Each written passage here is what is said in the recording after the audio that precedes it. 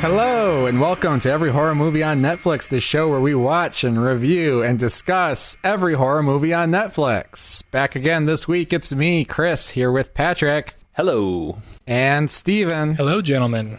And how are y'all doing? It's been a little bit since we chilled out and, kind of talked about what's been going on in our own personal horror adventures. Anything exciting been happening lately? I haven't necessarily watched a lot of horror lately. I have been enjoying Doom Patrol, which has certainly some horror-ish elements to it, and I'd recommend folks check that out if you like weird superhero-y sci-fi horror shit. And also, I finally finished watching What We Do in the Shadows. I do realize that I've talked about this show for like 3 or 4 episodes in a row now, and it's a 10-episode show with 30-minute episodes. So theoretically, it's something that I should have watched like 2 quarantines ago, but took me forever, was very rewarding, would once again recommend that show. Great shit. I was going to bring that up because we talked about how you'd finished it, and I thought, well, we've already talked about it on the show, but goddamn, we need to plug the shit out of this show. Our listeners would love it.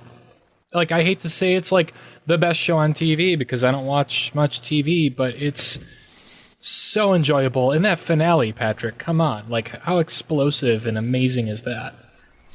It was fun. You know what? We're not going to get too deep into it because spoilers, but I did not respond to the finale as much as you did. I fully saw it coming, but I still enjoyed it. Sell me on this damn show, you guys. You guys have been talking inside baseball about What We Do in the Shadows for weeks now. I don't know a goddamn thing about it. Why should I watch What We Do in the Shadows? So it's based on a movie by Taika Waititi, who directed Thor Ragnarok and Jojo Rabbit, one of the most amazing creators working right now, I would say.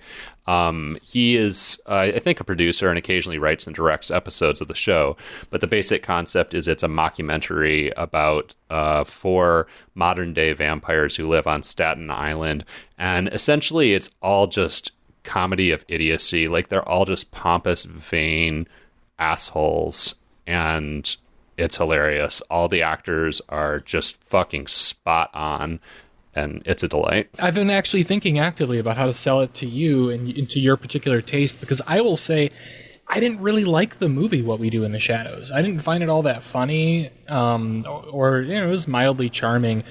And I thought it was super bizarre that they'd made a TV series out of it, but I just kept hearing people I really respect say amazing things about it. And it's the kind of thing that, like, I don't know how to describe the brand of humor that it employs, because, like, it's a little bit The Office, but I'm famously known for not liking the U.S. Office, and yet that's the closest comparison I can come to, and yet I can say I love it. It does play a lot with sort of classic horror folklore, vampires and werewolves and stuff, but it's done in a very refreshing way. Well, maybe I can give it a try then. And that's a FX series, right? And it's on Hulu. Yep, and the episodes are short. It's like 20 to 22 minutes. You're in, you're out. It's a laugh a minute. I really don't think you'll regret it. I found myself, like, after having all these questions about why in the world would you make a TV series out of this, I just settled in and enjoyed the ride from like the first 2 minutes of the first episode.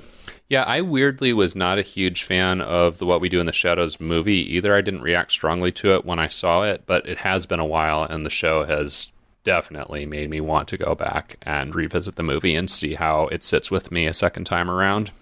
Have you done any horror shit lately, Chris?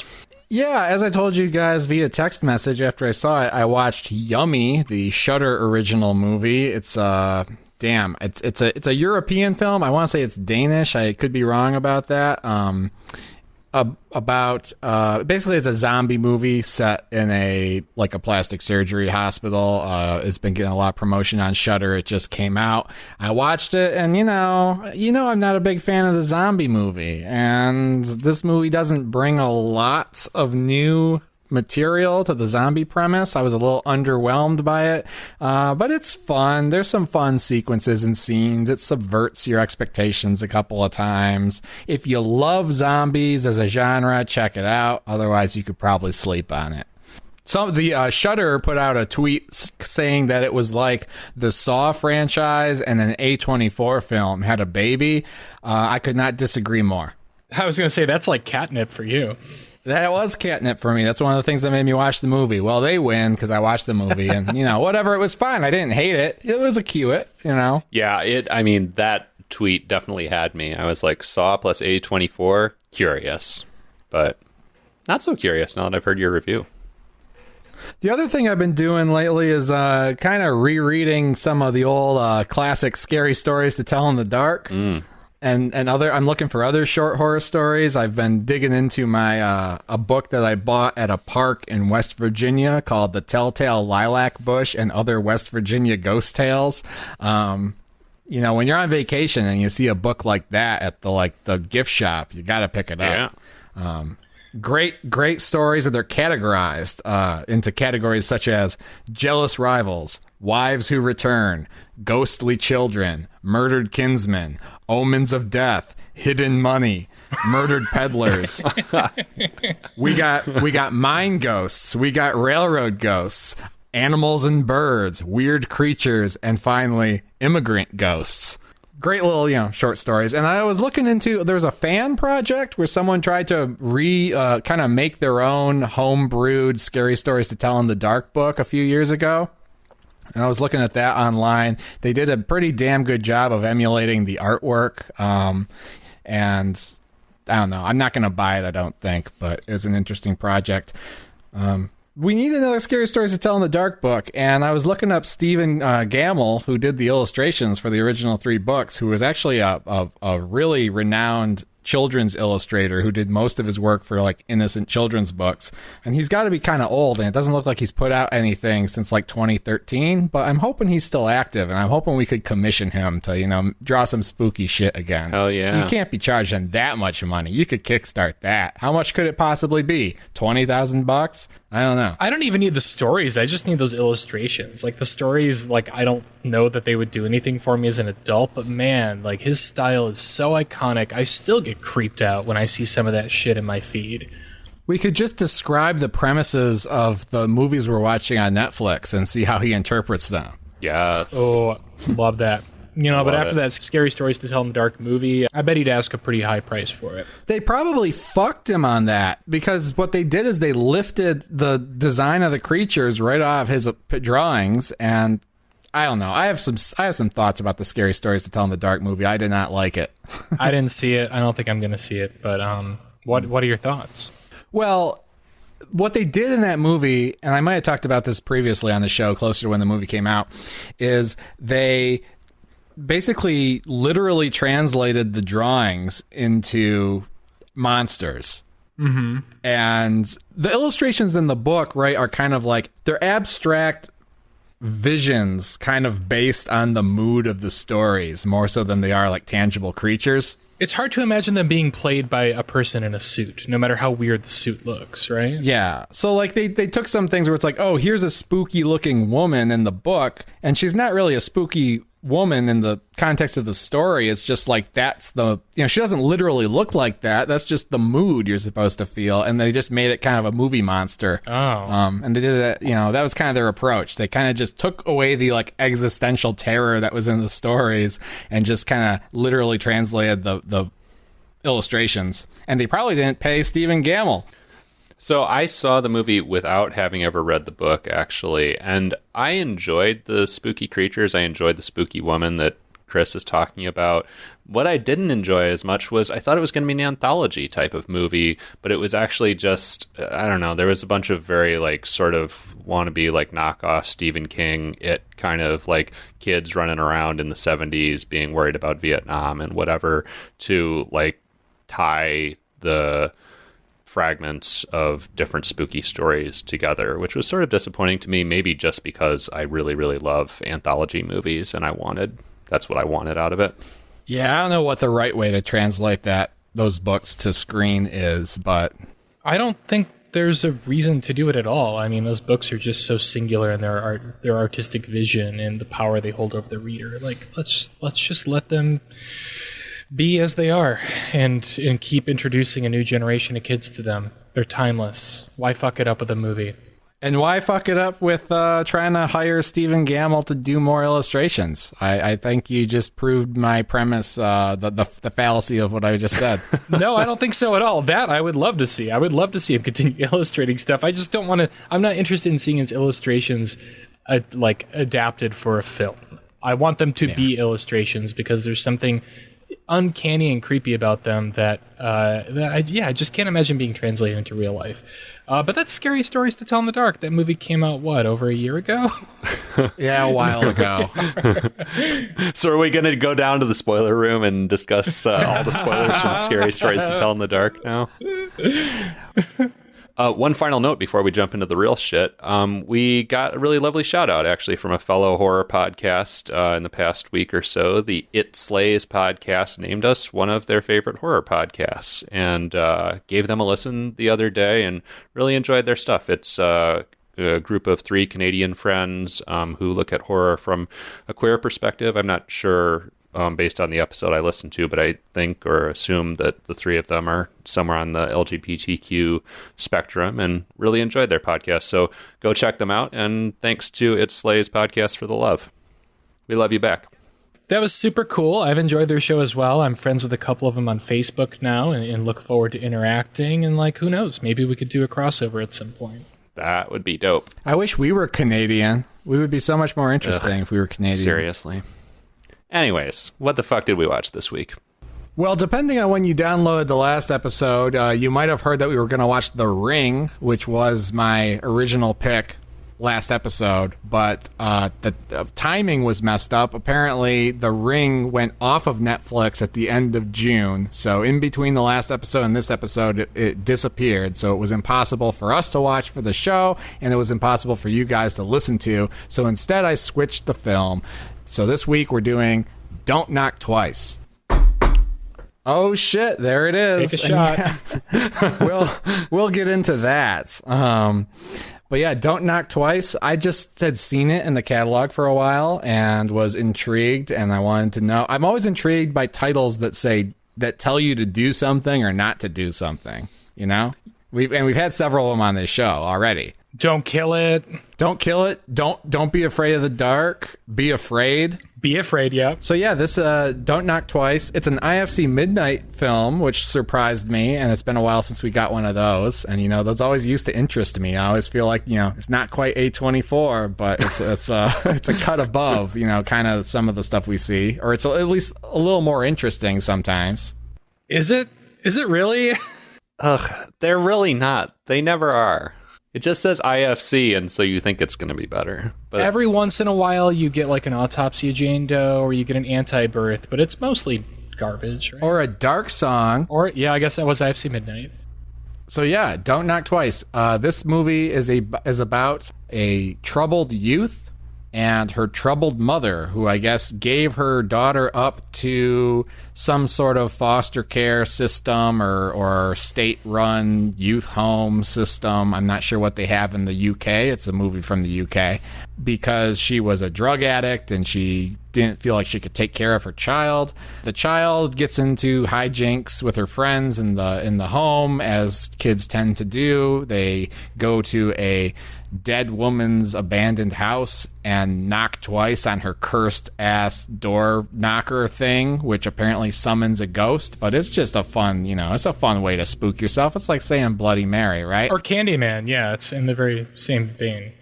Yeah, you tempt the ghost, and of course the ghost shows up. Chaos ensues.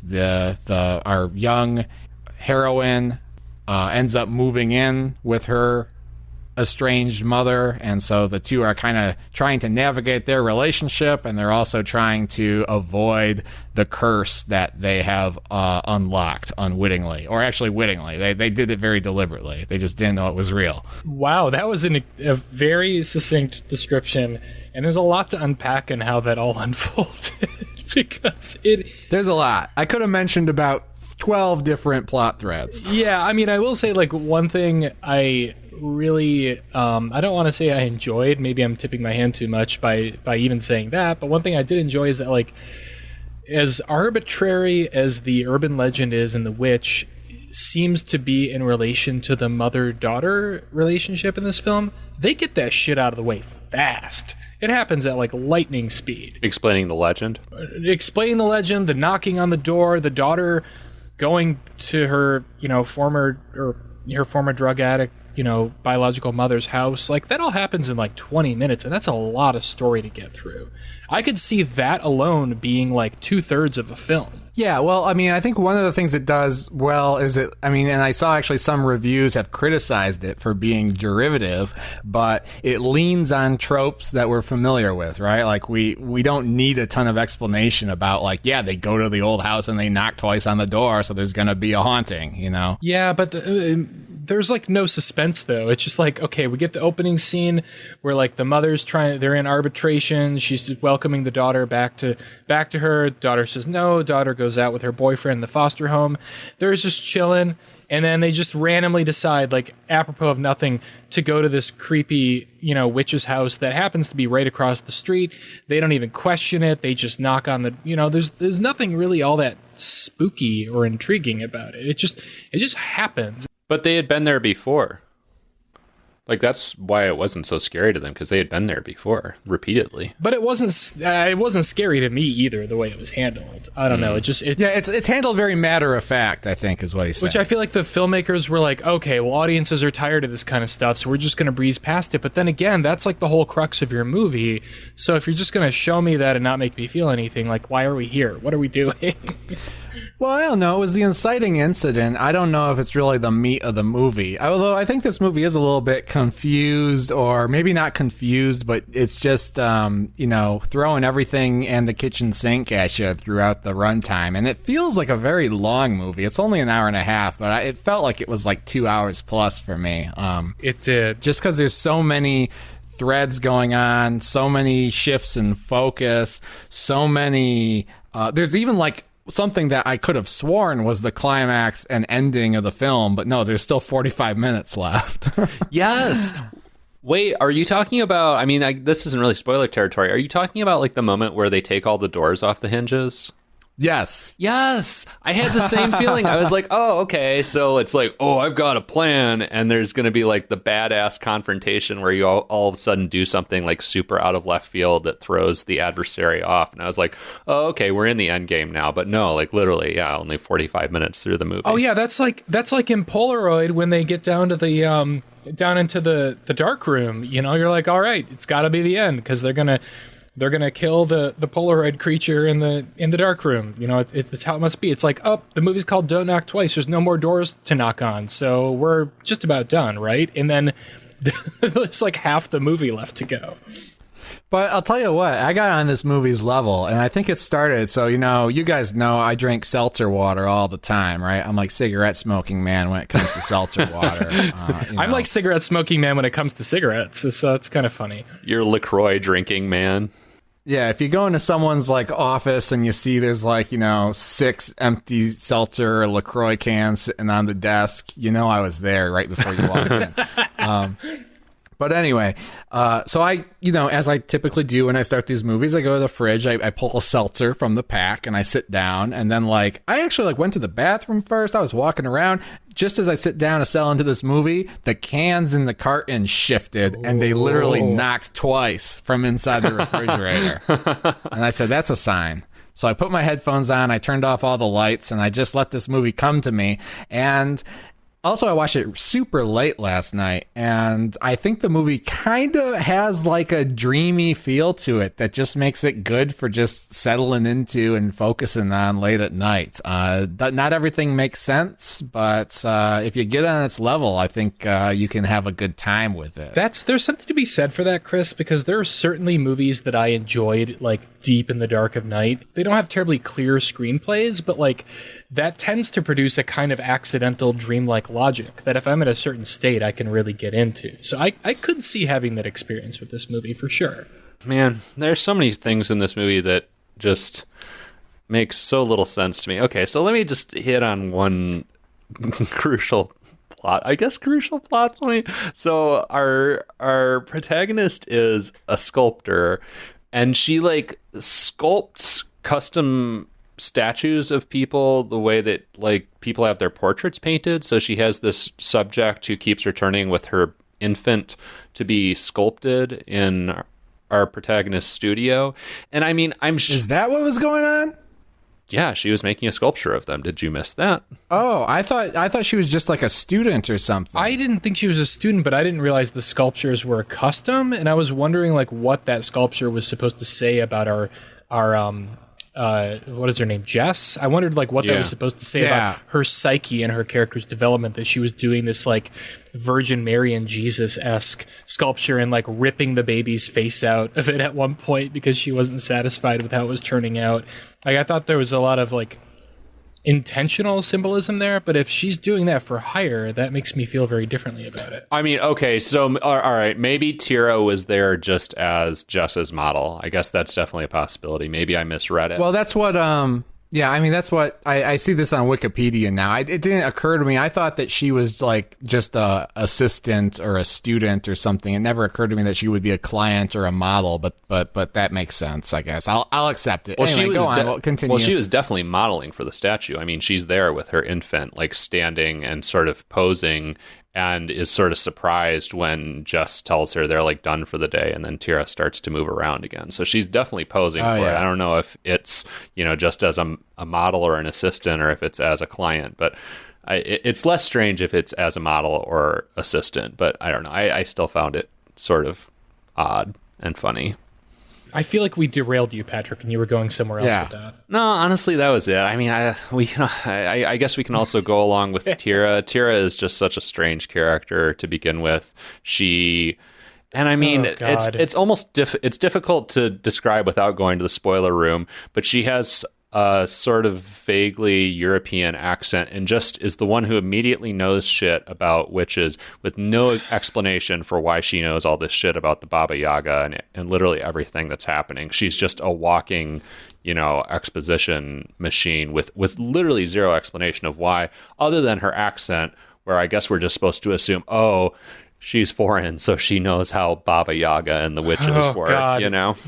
I found this, you know, I don't know what her you know, native country is supposed to be, where she comes from, but like I felt like she was just a stock gypsy stereotype, and it kind of bothered me. I mean, her character doesn't really have any layers beneath that. Yeah, absolutely.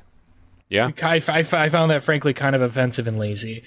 It was a little bit lazy, yeah. I did like, though, that this movie does involve the Baba Yaga. It's not super spoilers to get into that. I don't know if everyone knows what the Baba Yaga is, but it's like, you know, an Eastern European witch, known best for having a house with chicken legs. And I was a little disappointed that we don't see a house with chicken legs in this film. That would have been dope. But it's always good to have a little Baba Yaga representation in your horror catalog. I was thrilled about that as well. I got a kick out of that. And I don't think it's spoilers, because I saw a movie poster for this movie called Baba Yaga. So I think maybe this was released in some markets as Baba Yaga. That makes perfect sense. Yeah, I'm sure in like Eastern Europe, that's how they marketed it. And it probably did very well there with that title. Probably. I want to back up to something like way earlier on in the movie, just because this is a burning question I have for you guys, because this movie like triggered some childhood memories for me. You know, the movie's called Don't Knock Twice, and there's a little bit of like play in the film with like with knocking on doors. And so when Chloe and her boyfriend, before they go and, you know, do the double knock on the Baba Yaga's house, they see a bunch of kids outside the foster home playing a game that I used to call as a kid Ding Dong Ditch, where you get a bunch of friends together, you just go and like knock on some random person's door and run away and, you know, delight in them screaming at you as you vanish into the shadows. Did you guys ever do that when you were kids? Fuck no. No. You know me. I was a good kid. I was a little goody two shoes. Oh, I mean, but like these kids are like 7. Like every 7-year-old is like totally amoral. I don't know. I did that constantly. It was my favorite thing with my neighbors, and I did it when like my younger relatives came over for Thanksgiving dinner, and we'd get bored with the adults. We'd just go out and knock on random doors and hide in the bushes and giggle as somebody. Steven, do you know where I lived when I was 7? I lived on a dirt road with cornfields on all 4 sides of the house. The nearest neighbor was a quarter mile away. There was no knocking and running. You'd have to run a quarter mile, and you can't run a quarter mile faster than a bullet.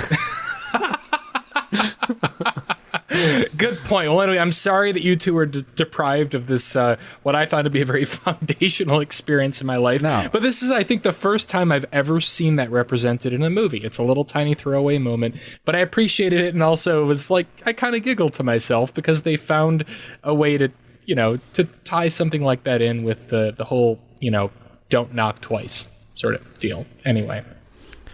Well, speaking of knocking twice, you should watch this movie and drink every time someone knocks twice. Or don't. It's up to you. It's up to your own substance abuse habits. Weirdly, I was not super, clued into the double knocks. I don't know. Just for some reason, the sound cue just went in one ear and out the other with me. I, needed a visual of them, knocking on a door. And the few times that, the witch, ghost, Baba Yaga, whatever the fuck it is, knocks on the door before appearing, I honestly somehow just didn't even register that it had happened many times. And I think I was also just kind of puzzled by the rules of it, because, you knock twice to summon the witch or Baba Yaga or whatever. But then also Baba Yaga knocks twice before she shows up. That bothered me, and I didn't understand it either. So I will say the rules are slightly more complicated than what you described, Patrick. At least the initiation, the rules of the initiation. So you knock twice to raise her from her bed, and then you knock twice to raise her from the dead. But I didn't know. You knock once to raise her from her bed. You knock twice to raise her from the bed. Oh, that's what it is? Well, anyway, so there's that, but there's nothing. I didn't really understand why she's knocking afterward. You've raised her. Why does she need permission to enter? She's not a vampire. She's a Baba Yaga. It's just a callback. She's not asking for permission. It's just ominous. It's her calling card. It's her branding. We're going to have to call in our expert on Baba Yaga law here. I counted, by my count, and I may have missed some, I think that someone or something knocks twice in this movie 20 times in the space of 93 minutes. That's 40 knocks? Wow. That's 40 knocks. I am stunned. If you had told me to guess, I would have guessed 5 to 8. Nope, there's at least 20, I think. You know what, Patrick? I think I'm with you. I was thinking no more than 10. Right, and I think this is the indicator of, for whatever reason, again, this is so bizarre, but the degree to which that sound cue, which I guess is supposed to be a harbinger of doom and an ominous moment in the movie, how much it just went in one ear, out the other with me. So, I mean, literally, don't knock twice if you want to get my attention. Basically, the basic emotional story of this movie, how'd you guys feel about that? I mean, the emotional crux of the film is this story about this mom who fucked up in her past, sent her kid off to boarding school or whatever, and is trying to make amends with her under the shadow of the Baba Yaga's curse, which I feel like they were trying to go. I feel like there's a metaphor there where the Baba Yaga and the way the Baba Yaga uses people and the way that the Baba Yaga and Jess, the mother, are kind of fighting over the soul of the kid. I feel like it's kind of about the duality of Jess, and I don't know. Chris, I hear you. I had a similar thought while watching the movie a couple of times.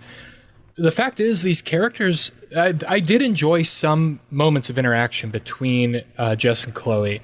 There were a couple of tenor moments where I thought, okay, I can, this movie began in a pretty jarring way. I don't understand why Chloe, her friend dies and she immediately goes back to her mom, who she, has only just seen for the first time in 7 years or whatever, to live with her. That's a little bizarre of a leap for her. But I did feel like I started to kind of settle into the groove, and, they were learning a bit about each other. And I started to feel some like more sort of thematic underpinnings coming forward when the film managed to miraculously connect the Baba Yaga mythology with the two of them. There just wasn't really enough there. Like, I don't even know if it was intentional on the filmmaker's part for us to feel that way. It just felt so underdeveloped. And like these two elements were just like oil and water throughout the whole movie to me. Here's my thing with the, I guess, emotional plot of this movie. Actors do a fine job. Katie Sackhoff, in particular, who we haven't mentioned, but she plays Jess, does an excellent job and is putting in, honestly, so much more work than this movie really calls for. She's good. The girl who plays the daughter is good. The daughter's played by Lucy Boynton of Bohemian Rhapsody fame. Yes. Acting all fine. I just had difficulty investing in this relationship for two different reasons. I have two things to say about this. One, like, the daughter is arguably a piece of shit because she kept knocking on this old woman's door until the old woman killed herself. And I just had difficulty sympathizing with that. I was like, why should I care about you? You don't know that until pretty late in the movie, though. That's right? brought up quite early in the movie. Is it? I think it's about halfway through the movie, because at the midpoint of the movie, a detective gets involved, and the kind of focus shifts a bit. Well, we have to whatever. talk about that too. Like, I mean, so it withholds details long enough where I'm like, okay, trying to learn my way around this character, and I haven't really formed a full opinion of how I feel about her until I get to, she pranked an old lady until the old lady flipped out and killed herself. That's shitty. So I had a hard time caring about her. But that might not actually be what happened. We can't really talk about that too much without going to the spoiler room. That's true, but I mean, at that point, I learn that information about her, and I lose sympathy for her in that moment. But she was orphaned by. Again, I'm saying this as if the movie like reminds you of this when that information is revealed, and it doesn't. But like where I was at is like, all right, she was orphaned by her drug addict mom and put in a foster home. So like, yeah, she's going to be a little bit messed up. She's dealing with other messed up kids whose parents were probably normal and good parents, but the kids were fucked up, So like, she's living with a bunch of rebels and outcasts and misfits. Like, so she's going to do maybe a more extreme degree of what normal teenagers already do. But then the mom is like, her motives are completely mystifying to me as well. Like, I just didn't know who to sympathize with or when during this whole thing. Yes, that was going to be my second thing that I was going to say, is that I also had a hard time with Jess because, again, information is revealed in, I would say, a fairly natural way a lot of the time in this movie, other than when Tira just, vomits up the entire story of the Baba Yaga immediately. But it takes so long to figure out what Jess exactly did, why she turned her daughter over to this home, and it's really difficult to get your arms around how you're supposed to feel about her, at least for me. So, when you talk about the emotional elements of the movie, it took me so long to lock into what was actually going on and try and figure out who I should care about and why. This is not a Noah Baumbach movie, like I feel like it aspires to kind of toe the line, with these like complicated, conflicted characters, and it tries to like dole out information about them slowly throughout the film in a way that's supposed to challenge our assumptions about them, but it's not done in a very graceful way at all. I don't know. I can't really intellectually argue about this, but I did find myself drawn into their stories and the characters and the situations. I actually found myself on the verge of tears at one point. Wow. And, what? Chris, how many seltzers did you have? I know it may have just been, being 3:00 a.m. or whatever, but I thought the performances were strong enough. And then I kind of understood. I felt like I understood Jess. Chloe is a little bit more nebulous for the whole movie, but I was drawn in, and I liked it. It worked for me. I'm glad it worked for you. Should we review it before we go to the spoiler room so we can talk about shit that needs to be talked about in a little more detail? We do always review the movie before we go to the spoiler room, so yes, we should. All right. Well, who would like to go first? Fuck it, I'll go first. Don't knock twice. Don't knock once. Don't knock at all. This is a total screw it for me. This movie is just, there's a couple of moments in it that I liked. I thought the final shot was metal as fuck. But it's just, it's a very confused movie. I never really understood how to feel about any of the characters. Like, I admired that it moved very quickly at some times, but also found myself frustrated that it moved very slowly in other areas where it didn't need to. Like Chris said earlier on, like, this is a lean, 93-minute movie that felt like it was 2 hours and 10 minutes or something to me. And I was never really scared. Some of the jump scares got to me, but that's what they do. But I didn't feel any lingering dread, and I wound up, by the end of it, just being completely baffled by what are supposed to be thrilling twists and turns in the third act. So, yeah, screw it. Patrick? It's a screw it for me, too. I don't know. It's not with any great prejudice or animosity, necessarily. It's just kind of haphazardly put together movie that I at times had difficulty following. I think, again, credit to some of the actors. They did a solid job. It looks decent, but pretty in one ear, out the other for me, just like all those knocks.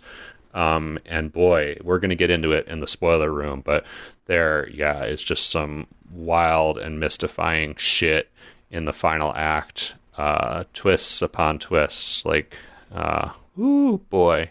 So, yeah, in conclusion, if you're thinking of knocking twice, don't. Chris? Ha ha. You know what? I may be too generous here, but let me blow your mind. I'm going to give this a view it. Oh, my God. I saw you going there, Chris. I'm not surprised at all. Yeah. Wow. And is it a great film? No, it has a lot of problems, but something about the scope of this film really charmed me. It kind of reminded me of Insidious or The Conjuring, and that those movies kind of tend to just throw every haunted house spook they can at you. They want to be every kind of scare in one movie. This seemed like it wanted to be every kind of movie in one movie. And I sometimes that just doesn't work, but for whatever reason, I found myself just getting on board and going for the ride and following along with the twists and turns. And was it great? No, but I was never bored. And there was some stuff that I thought was fun. Creature stuff I thought was fun. Emotional stuff I thought was fun. And I think you get a lot of bang for your 93 minutes here. A lot of, I was trying to make a pun about banging on the door, but it's not going to happen. So, yeah, I say view it. I mean, don't expect a whole lot from it, but I think there's something in here that most people would be able to enjoy, but maybe not, because you guys both said screw it, so what do I know? But I'm going to give it a view it. I just have to register. I feel almost offended by this rating because I had such a dull, lackluster experience with this movie that it's almost upsetting to me to think of the prospect of either myself watching it again or recommending it to anyone else. And now I said that I wasn't screwing it with prejudice, but now it sort of sounds like I am. But wow, I'm floored by this rating. So good job, I guess. You said you're offended by Chris's rating. I stick with how I tend to approach, or at least aspire to approach, most of these movies. I'm a little jealous of Chris's rating. I wish I had that much of a good time with it. Yeah. So good for you, Chris. Yeah, I would say, you got to immerse yourself, watch it at night. You can be a little sleepy. It's okay. And you might get on its level. If you can't get on its level, then you might hate it like these guys. I felt like I got on its level. I liked it. And again, there's just so much variety. You want jump scares, there'll be jump scares. You want two good actresses pouring their hearts out to each other, you get that. You want some police corruption drama. You want a fucking jail cell escape. You want some fucking a stock stereotype gypsy character chewing the scenery about the Baba Yaga. You want people spreading out illustrations of the Baba Yaga they printed off the internet all over a pool table trying to put the pieces together. Yeah. You want like a 8-year-old mystery of a murdered child and just people solving that. You want fucking yeah, it's just great. It's got everything. Well, before we Fuck go it. to the spoiler room, I'll just say spoiler, I don't ever want any of those things. So take my review with a grain of salt. And I feel like with so many other movies, though, we would criticize that and say it's trying to be every kind of movie at once, which is sort of it is one of my criticisms of this movie. Yeah, something gelled for me though with it. Like it just I can't explain it. You know what? It's just how it made me feel. Yeah, that's fair. I join Stephen in envying your experience. And also, it Good might job. be because, and like you said, it looks good. Like, yeah, it is well shot. It's technically very well done. Maybe that helps you through it. It feels like the filmmakers know kind of what they're doing throughout. I don't know. I can only speak for myself. Hey, well, it's time to go down to the spoiler room, but that means that it's also time for me to, again, give my little spiel where I tell you to go to everyhorrormovieonnetflix.com, hit that merch store link, order our sweet shirts and other merch so that you can show your friends how much you love our show. Hit us up on your social media platforms, whatever one you like to use. I think there's the Facebook, there's the Twitter, there's the Instagram. We're on all of them. We're at EHMONcast, EHMON cast, wherever you want to follow us. And also remember to subscribe, review, do all those things that you do with podcasts, right? Subscribe, review, that's what you do, right, guys?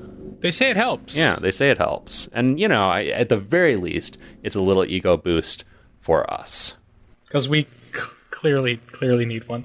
Well, we're going to go down and knock twice on that spoiler room door and go down and spoil everything in just a few seconds. So if you want to go watch Don't Knock Twice on your own, best to do that now. Otherwise, stay tuned and we're going to tell you how it ends.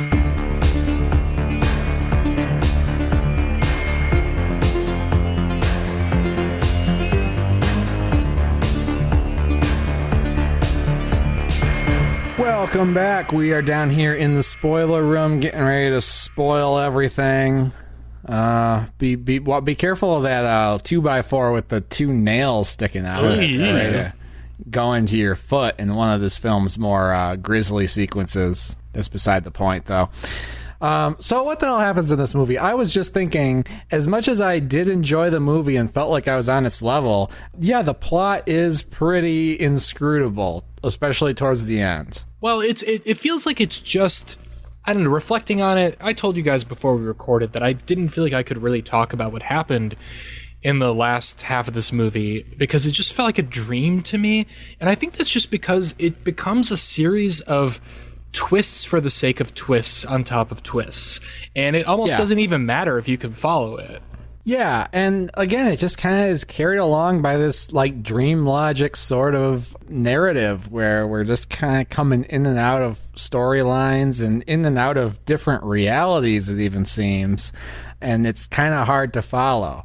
But I'll do my best to try to give you the broad strokes here. Please, do the heavy lifting for us. So we've got, Chloe the daughter and Jess the mother. They're being menaced by, ominous shit and the specter of this gangly witch-like ghost that's breaking into their house, whatever. There's a big confrontation with the ghost. They take all the doors off of their house and what you think is going to be the ending of the film, not even close. We got a detective character who shows up. He dumps the exposition about how the house that they knocked down at the beginning of the film was owned by an old woman who was a suspect in a child murder or a child disappearance. I don't know if they found the body.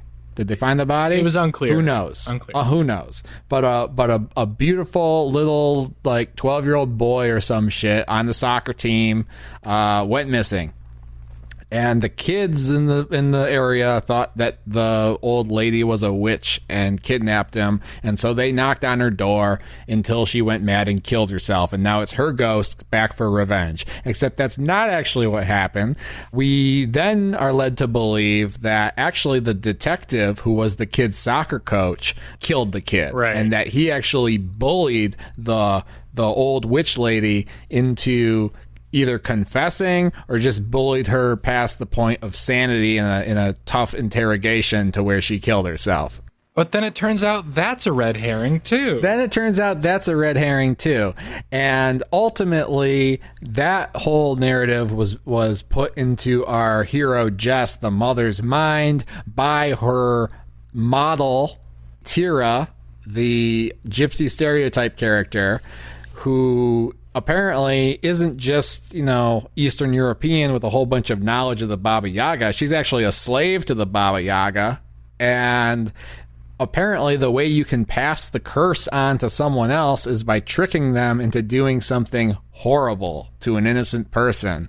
And I guess what happens is Jess is convinced the detective is evil, so when they go to the Baba Yaga's purgatory hell world where the ghosts of all the I don't even fucking know, it's very surreal and abstract, she damns the detective to an eternity getting fucked up by the Baba Yaga.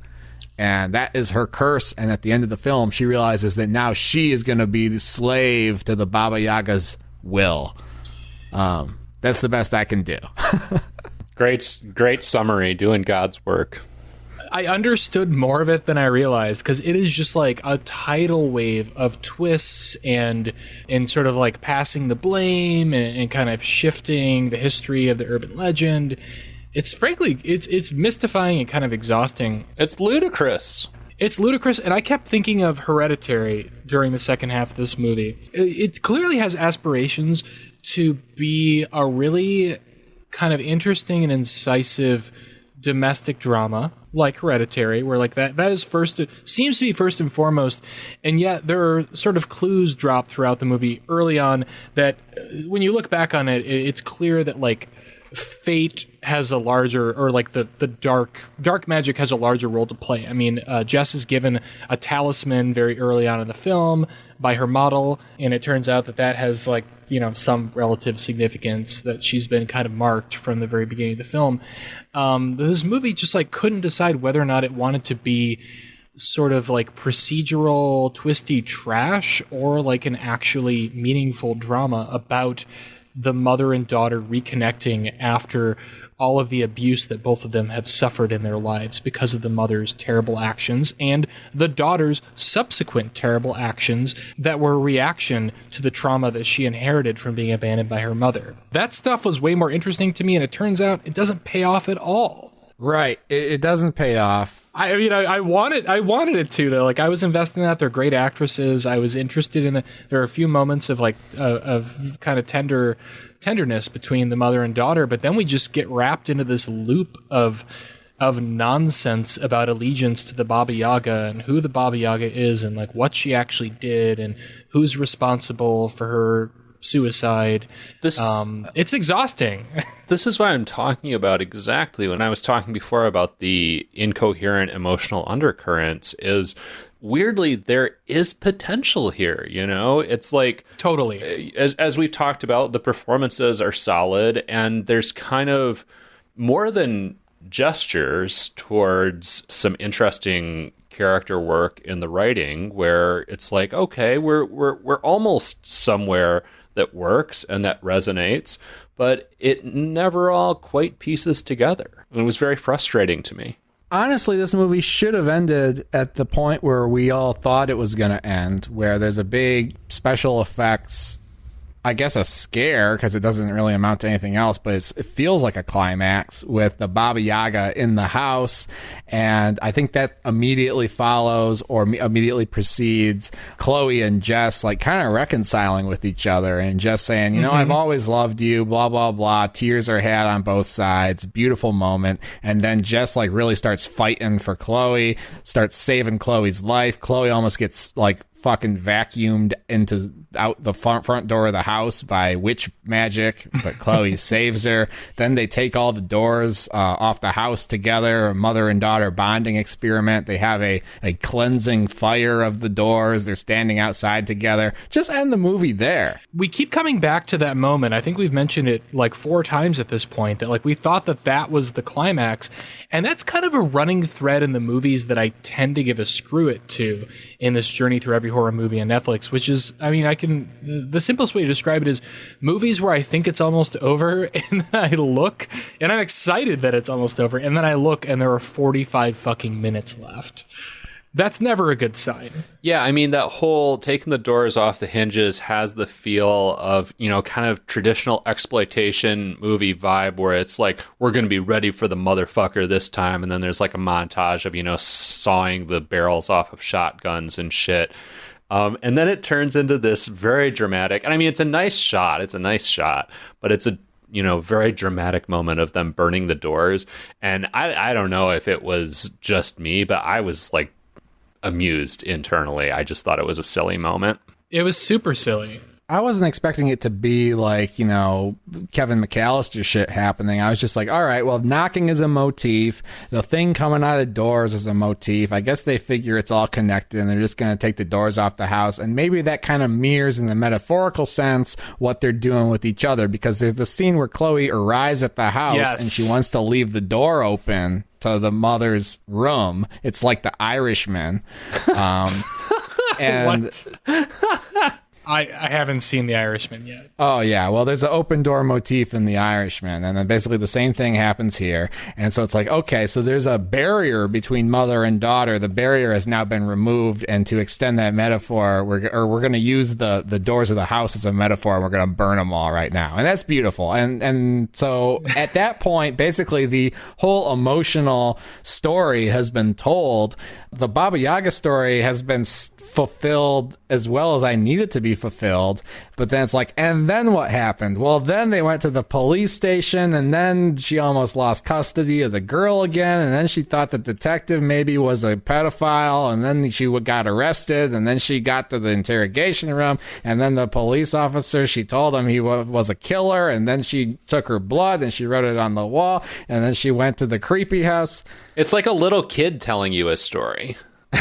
Right. And then she goes to the police station, and then the witch came back, and then, you know what sucks about all this too is I found the detective very charming, and I liked that he, you know, because Chloe, at least from what I remember from this hallucinatory experience of watching this crazy fucking movie, the detective, like, you know, he'd met Chloe before because, you know, she's caused some trouble or whatever, and like I kind of liked that we had this. You know, she had a protector come in and kind of check on her and like following up on the murder of her boyfriend and everything. And I thought he seemed like a solid guy, and I really like found it despicable that this movie treated him as completely disposable by using him as a red herring and killing him and making us mistrust him for a good stretch of the second half of this film. I don't give a fuck about the detective. I'm glad that you're looking out for his well-being, but I did not care. I mean, I cared as much as I could care about anything in this movie. I'm saying this with a grain of salt, but I found that I don't know. Like I don't like movies that set us up to distrust a good person just to kill them, to deliver us. I don't know, to send us on a twisty journey to deliver us more information. It just felt. The police lives matter is what I think you're saying. Blue lives matter, yeah. Man, okay, can we talk about Tira? So, like, I expressed frustration earlier in the episode about how, you know, Tira mysteriously knows everything about the Baba Yaga. So, I mean, obviously, it all makes sense in the context of the twist that she knows everything about the Baba Yaga. You know, there is eventually a reason revealed for that, but it doesn't make it any better in the early going of the movie that she just drops this information with no explanation and everyone accepts it with no explanation that she knows it. Well, other than the political ramifications of having someone who's such like a gypsy stereotype character in the movie, which I thought was distracting, I like that. And I kind of like horror movies, especially like the more serious they are, when they have a character who's just kind of a an archetypical horror movie character. And I liked that, like, she is just kind of an unassuming character. You're like, why is she here? And then there's like a scene where like Chloe comes in the room and she just takes a look at her and it's like, nuh-uh, I gotta go. I mean, I don't like this at all. I mean, even the term gypsy, I said it to begin with trepidation, because it is a very offensive term. And the character, the way that, I mean, this character's function in the screenplay only reinforces that. Wait, so why are we assuming she's that stereotype, though? I guess I accepted that early on when you all said it because she has an Eastern European accent, but what else about the character says that to you guys? Because she only exists to deliver exposition. So that makes her a gypsy? No, the stereotype is she's Eastern European. She's, wearing like skirts and she's into jewelry and she gives you magical amulets and she knows everything about the Baba Yaga and she's a mystic. And she's kind of, she's a little bit olive skinned, and like it just never felt like it just felt so telegraphed to me. It didn't feel like there was any depth to this character. They just were like, oh, yeah, that's a trope in these movies, that there's an Eastern European woman who, of course, because of the way she looks and the kind of accent she has, that she would know all of this stuff. Like, she was never developed beyond that. She only appears when information is needed to be delivered. I mean, it's kind of... I don't feel the need to go any further with that. I just found it very distracting and really just kind of unnecessary, frankly. I'm kind of splitting hairs because I agree about her being just kind of a stereotypical Eastern European character and wasn't big on the character in general. Just I wasn't reading gypsy, quote unquote, into it necessarily. Well, yeah, it's the accent, it's her, it's the fact that like the movie just assumes that you understand when she starts talking about mystical shit, because of how she presents herself. Like, it just, at the bottom line, it seems very lazy. And I have a question I want to ask you guys, which is, because this movie was such a hallucinatory, aka somnolent experience for me, is it ever explained at one point, like, how she became the slave of the Baba Yaga? Oh, no. Okay, well, good. Then I'm relieved. That makes me feel even more vindicated in my read on the just the laziness of that character's portrayal. Yeah, anybody can become a slave to the Baba Yaga, apparently. So why it has to be a character with these stereotypical markers and this ethnicity is a mystery. And who's just kind of handing out, like, woo-woo jewelry left and right. And, yeah, it's just, I don't know. It really rubbed me the wrong way. I don't like it. I can't believe that... I'm assuming this movie went through several drafts, like any movie, and it just seems so culturally insensitive to me to include that character and portray that character that way without providing any further depth. The jewelry is the same kind of thing where, like, yeah, it seems kind of weird and potentially stereotypical in the moment that she gives it to her. And then later in the film, like, obviously there's a reason that she gave it to her because she was trying to pass on the curse. But that doesn't really make it any better. No, not at all. It doesn't make it better. Mm-mm. It's just an outdated character. It's outdated representation. And if I were making the movie, I would fall back on like, oh, it's not this woman. It's like someone else at the boarding school or something, like a kid who is just like really into like cryptids. Well, let me go back to Hereditary. I think this is a pretty direct. Oh, yes. Pretty direct analog, Love the point you're about to make. Yeah. So, like, that movie, like, it's a mess. And that's a movie that's trying to be, Chris said this earlier, like, as a way of praising this film. And I understand what you mean, Chris, because Hereditary is trying to be every kind of horror movie at once. And we get kind of the ghost story with the weird mystic character who comes in who can talk to her dead son. And she's just like a Karen who like lives by herself, and it's not what you would expect. It's not the kind of character that you're used to. It's not the kind of a representation you're used to seeing in a horror movie for a character who fulfills those responsibilities in the script. Exactly, and minor spoilers for Hereditary, I guess, but like if the twist with her that she's actually like up to certainly no good is made more chilling by the fact that she comes off as just like a stock, like, you know, she's just like a PTO mom who like would bring you cookies and shit. Whereas in this movie, you have someone who's like just clearly like a stereotype of some Eastern European mystic witch adjacent lady, and she happens to be witch adjacent. Yeah, so I mean, I guess I want to give this movie some credit. I want to credit our interview with GJ Echterenkamp for kind of calling us out on the way that we view some of these low budget movies. You know, there are limitations, there's studio interference, whatever. I don't know what was going on in this movie, but I'm still not okay with that particular character, especially because it doesn't really amount to anything much plot-wise. I do have like a searing image in my mind of the Baba Yaga. You know, like I could be wrong because again, I felt like I hallucinated the last 45 minutes of this. I literally fell asleep 2 minutes after it ended. But isn't there a shot at the end of the Baba Yaga like stepping through like red light down the stairs, and then it just like cuts to black? We're coming through a door, I think. But yeah, you got the gist of it. Yeah, that was like metal as fuck looking. Like that shot. The Baba Yaga looks great and is pretty terrifying in every shot that it's in. It's like a spider sort of. Mm-hmm. But it's a witch. Yeah, we see images of it with its limbs kind of like, you know, sort of like like a creature from, you know, John Carpenter's The Thing, where like legs are popping out and you see, you know, joints and stuff emerging onto the screen. Like it's a really kind of amorphous looking creature. I like that stuff. That was cool, and I like that the movie ended on that note, because I think the only thing I can praise it for is the creature design.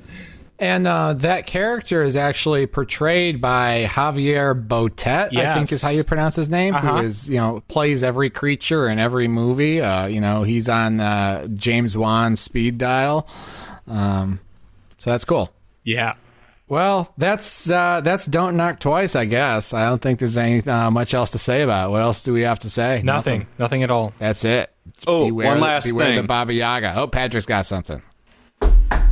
Oh, there we go. Wait, Patrick, I missed the rules. Does that mean yes or no? Is one yes and two is no, or? One wakes the dead, two makes the bed. I don't remember now.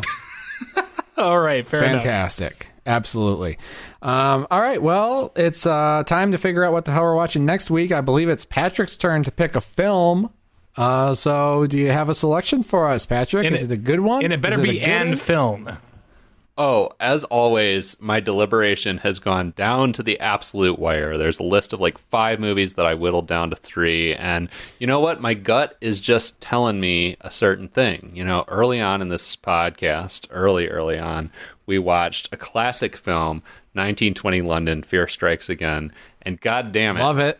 The original installment in that series, 1920, is currently on Netflix. No, so we're going to watch way. 1920.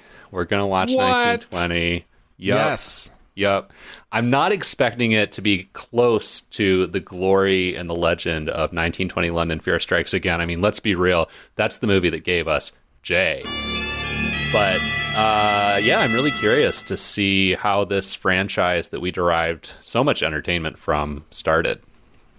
Do we know, is Jay in the prequel? He's not. Sadly, not. no. Well, hopefully there's another sort of dashing rogue exorcist magician, whatever the fuck he was, that we can fall in love with in this film. Hopefully. But 1920 is supposed to be pretty good, and I've been curious about it for a while. It's been on my list for a while, so I'm actually really excited to get this pick. Yeah, I mean, I think the critical consensus on 1920 was better than 1920 London, Fear Strikes Again, but then the critical consensus on 1920 London, Fear Strikes Again was very bad, so make of that what you will. Awesome. Can't wait. Well, that'll be in 2 weeks. We'll be watching 1920, and hope y'all join us then. I think that's it, though. So for every horror movie on Netflix, I'm Chris. I'm Patrick. I'm Steven. See you next time.